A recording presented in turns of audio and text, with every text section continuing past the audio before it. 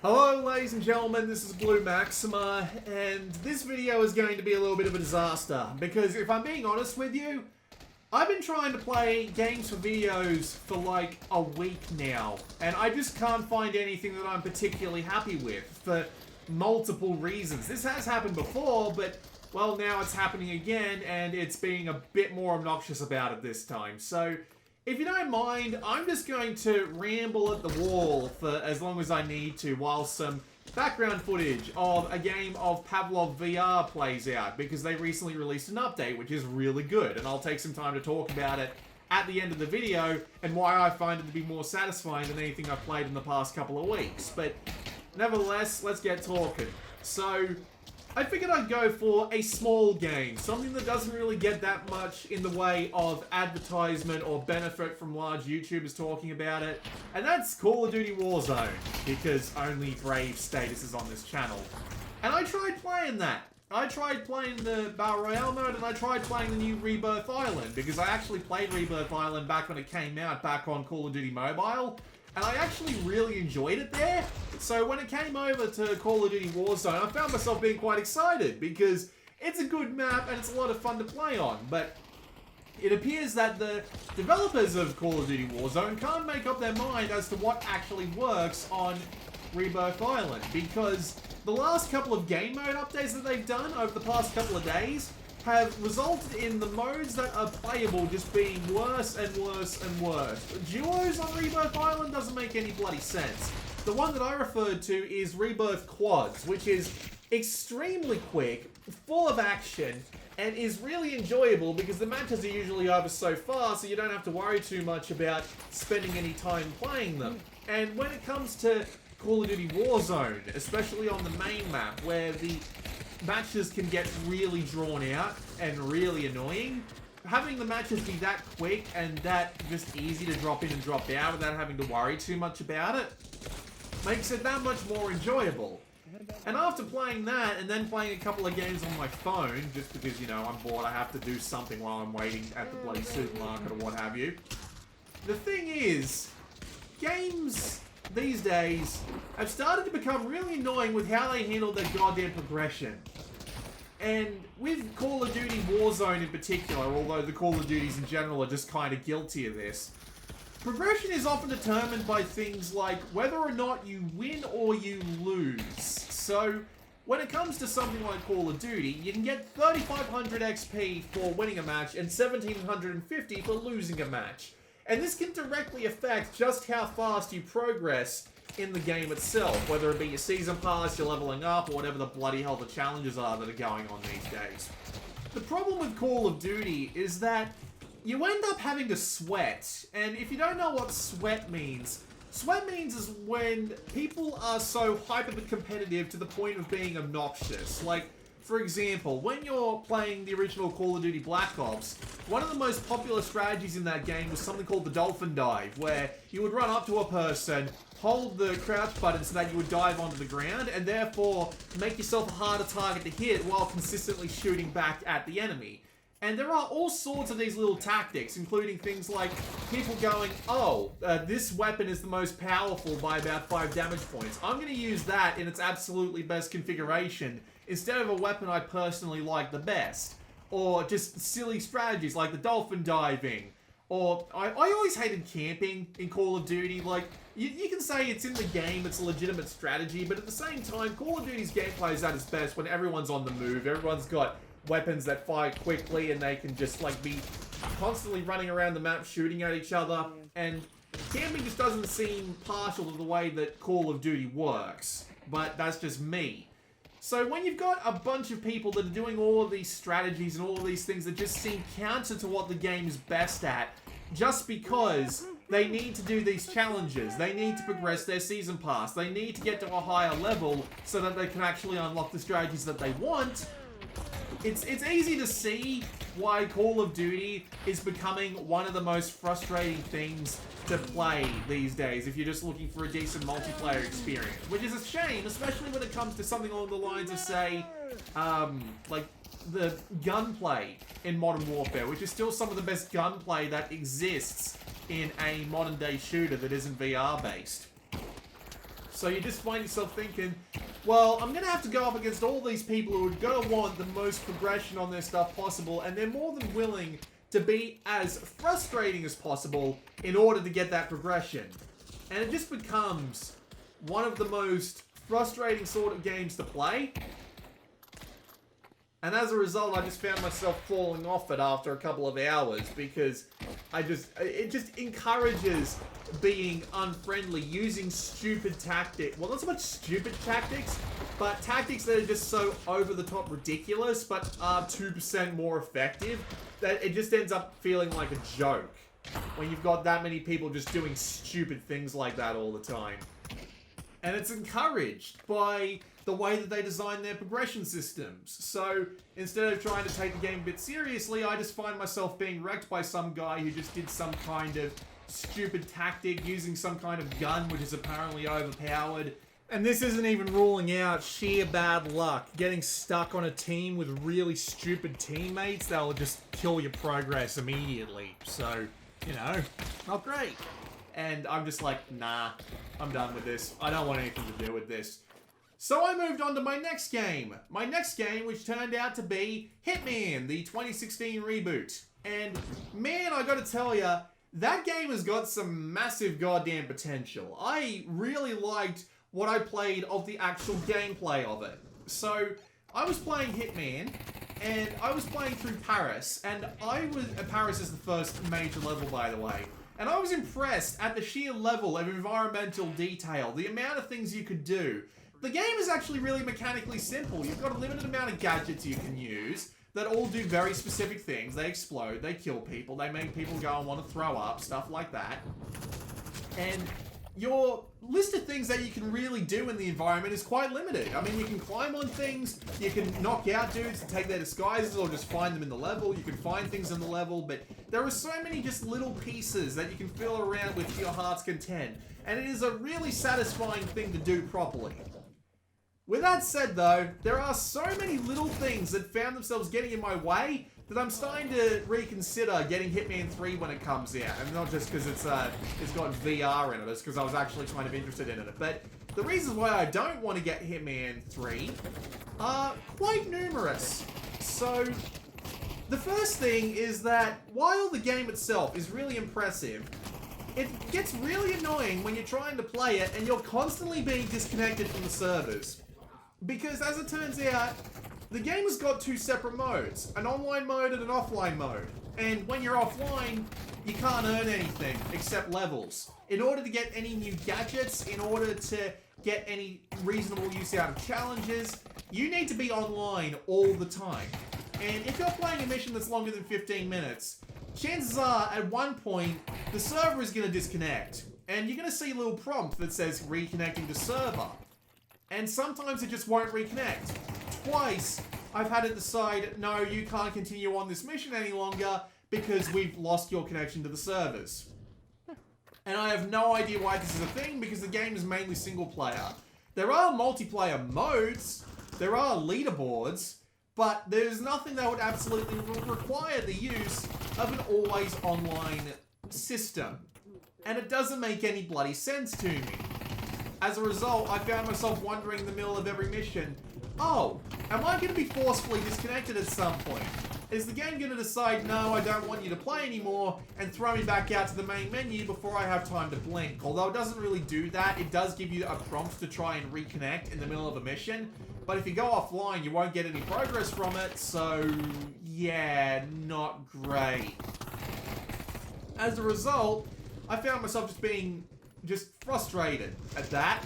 And then a couple of other things got in the way. Mainly the way the game handles, yes, progression. Because progression is just something that is really starting to get on my goddamn nerves lately. So, I'm playing through Hitman 2, and the first thing I notice is that the game's got unique challenges for every level of the game.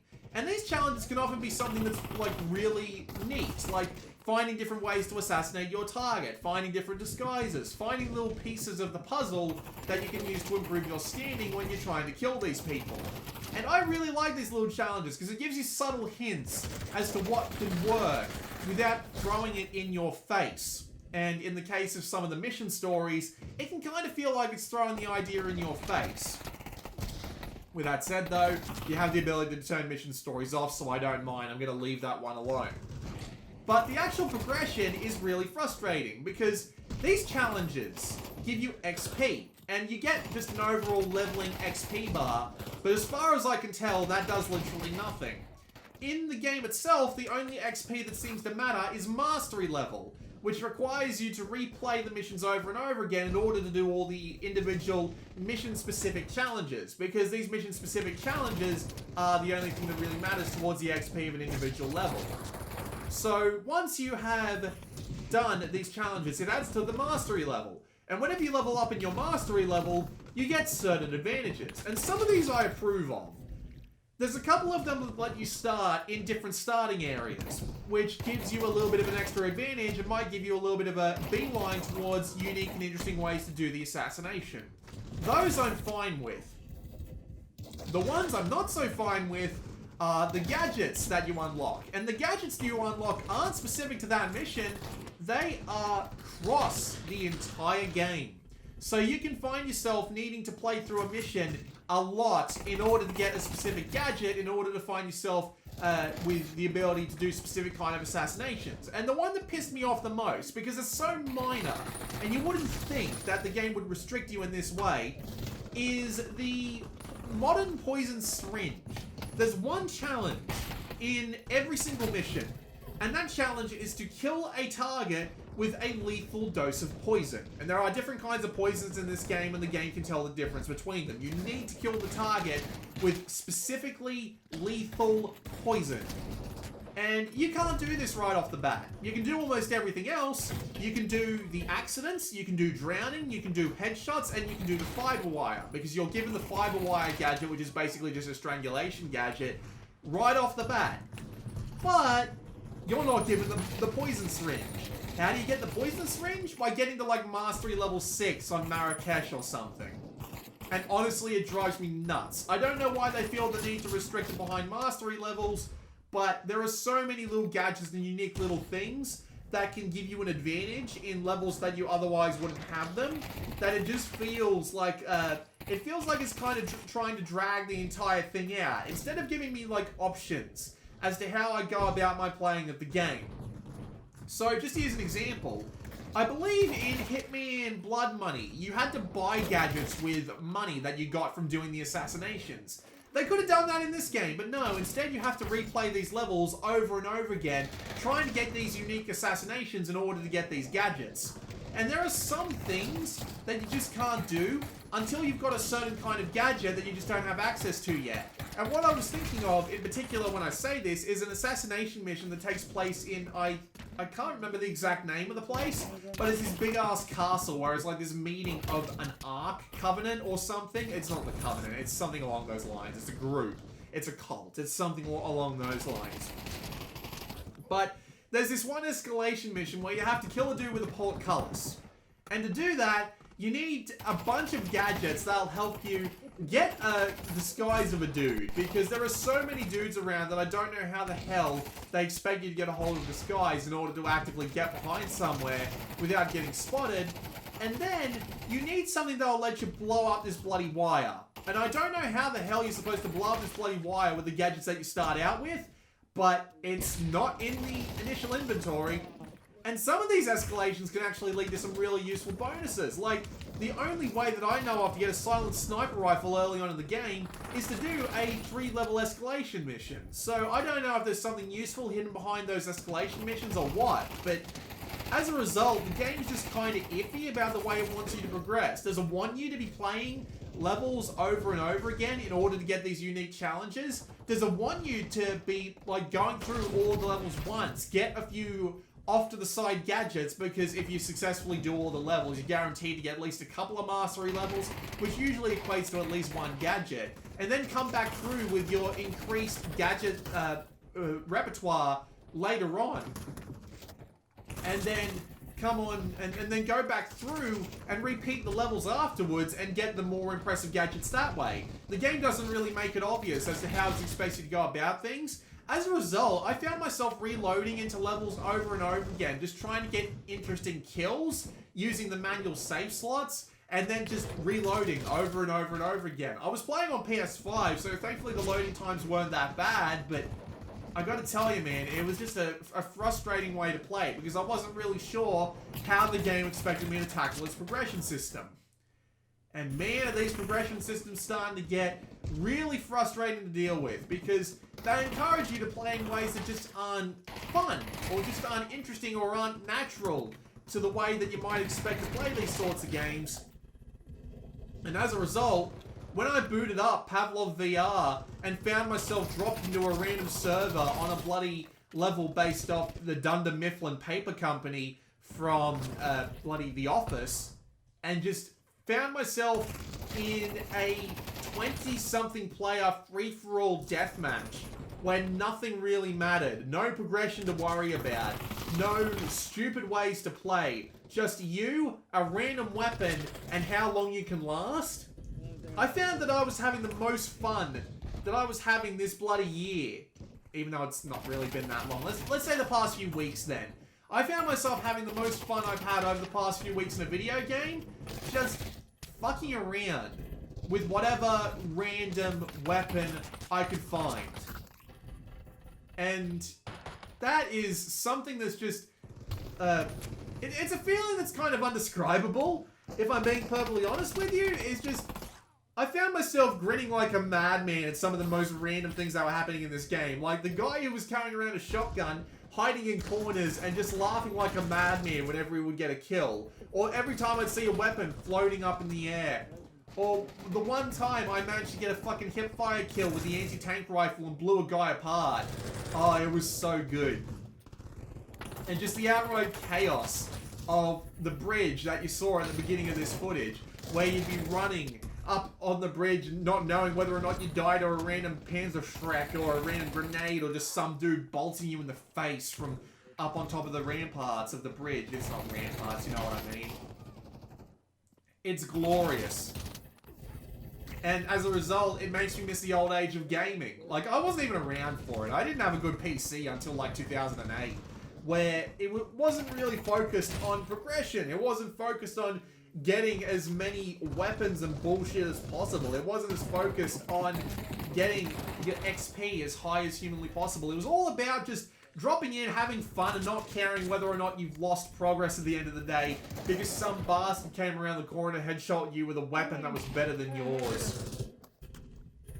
Hell, some games that I used to play have even gone down this route. I used to be a huge fan of Trouble at Terrorist Town back in the day on Gary's mod, and I used to, like, bloody moderate a couple of servers back in the day when I was a teenager at the time. I had nothing better to do, trust me. So I was playing through some Gary's Mod servers today, and they've all turned into progression servers. They've all got traits that you can get. They've all got weapons that you can unlock that have unique advantages over the top of just the base weapons that you can find in the stage. And you have basically no chance of living if you get on these servers, especially if you're like me, and the only populated servers for TTT now are ones with high ping. Everything is going down the route of progression these days because it's obvious that it keeps people around. It makes people spend more money. And meanwhile, here I am, having the time of my life, getting killed every 5 seconds by a random dude in Pavlov VR. And I'm enjoying the hell out of myself because it means that I'm not really losing anything every time I die. I get to relax. I have everything that I'm already going to have. I'm just going to play. It's one of the reasons why I tried picking up a bunch of PlayStation 1 imports recently, just because I wanted to play something that didn't force me down some kind of progression train. I wanted to play something that didn't make me level up to feel like I wasn't crippled in some way. Hell, I even tried a game like that in the form of Brave Prove, which did have some RPG systems, don't get me wrong, but instead felt the need to drop me into a bloody annoying as hell system of just mazes where I just could not find my way to save my life, and it just became infinitely frustrating as a result.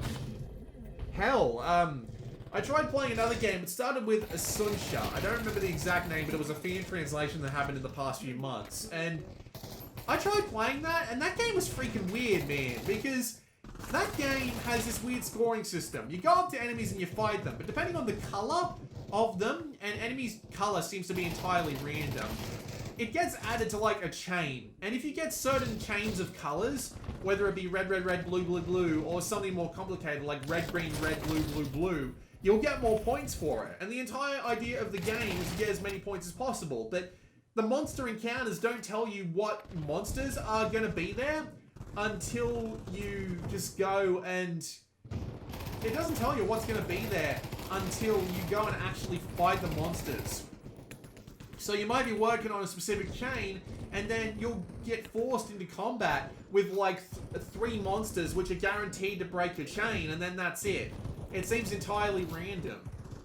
It's possible that they aren't. It's possible that all the monster encounters are preset to let you go through a level in a very specific way and get the most points, but hell, if that ain't more frustrating than the play progression I was just talking about, man, I gotta tell ya. So yeah, what the hell happened to video games, man? It's all about keeping you on the treadmill. It's all about making sure you're online so you can't cheat. It's all about just wasting your time in the most annoying ways possible. Like, I play a lot of Archero clones because I really like the idea of Archero. It's such a unique idea, and it's something that would only really work on mobile, where you move, but then you have to stop to shoot, and you have to be constantly like getting out of the way of enemy bullets and just constantly trying to reposition and reconsider your situation. It's a great little idea, but all of them seem to have this bloody progression bug stuck in them. The only one that I found that's even remotely reasonable is Tank Hero, and even then it's not so much reasonable because it limits you so hard on how much gold that you've got that it gets ridiculous. Then you've got games like Zombaro, which are just too naturally slow to be really enjoyable, and they've got like a stupid system where you replay levels on a harder difficulty, but it does basically nothing unless you do it like 15 times, and that's just absolutely ridiculous. At least in Tank Hero, you're constantly getting like care packages full of money, but even then those care packages take at least 4 hours to open, so it just arbitrarily limits how much you can actively like retry levels that you're really close to beating. So as a result, it's just not as interesting. Oh man. Like, I know, again, this entire video has basically been old man yells at cloud, but I've just been finding it so hard to enjoy games lately because it's either going to be first or miss progression because of some idiot dude using the most powerful weapon to curb stomp you and you just don't have access to that weapon or those attachments yet. At least not without paying real money for it. Or it's always online bullshit constantly getting in the way because your online connection doesn't work. At least not consistently.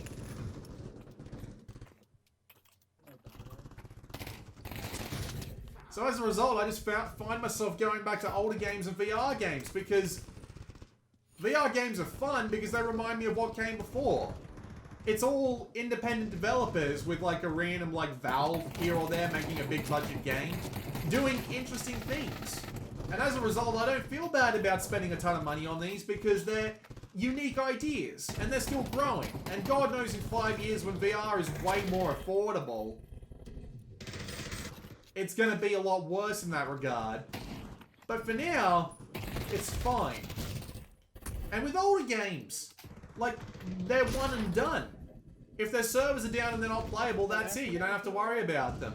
If they're playable on an emulator, you just play through them and there's no progression, there's no bullshit, there's no always online crap. You just play. Same thing with visual novels. I've been playing way too many, I've been buying, I should say, way too many visual novels lately. Just because I like the fact that it's a one and done product. Hell, you can't even guarantee that with indie games lately. Can't even guarantee that for the absolute majority of big name games. Only reason I haven't bought and played through Trials of Cold Steel yet is because I'm not ready to make that 100-hour commitment just yet. God knows when Flashpoint is going to need more work done on it. I'm sorry for wasting your time with this 25 minutes of nothing. But I just want to... I'll just end it off with praising Pavlov VR for doing the exact opposite of what every other shooter is doing these days and just being more fun because of it. Giving me everything I need to have a good time, giving me gigantic updates with full weapon loadouts and new maps and Steam Workshop integration so that the fun never really has to stop. No paid DLC, no bullshit, no always online requirement, because this game does have single player modes.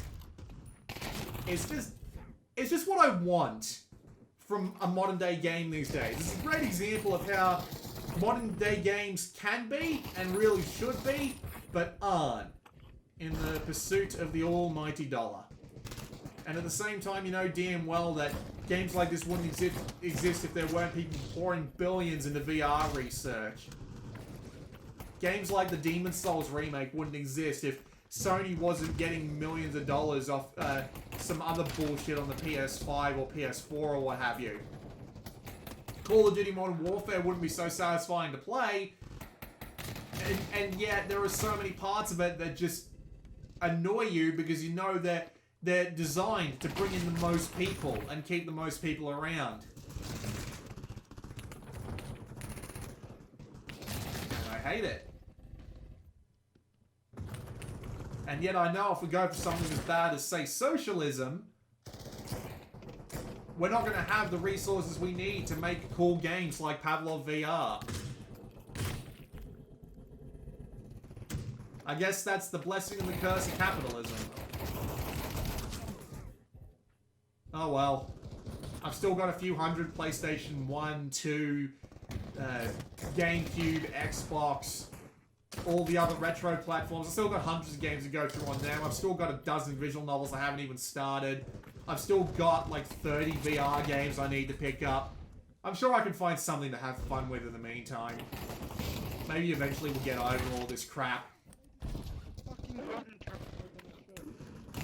For now though, this has been Blue Maxima. It's probably like 4 minutes left of footage for you to watch, so I'll just let you watch it because I think it's just fun.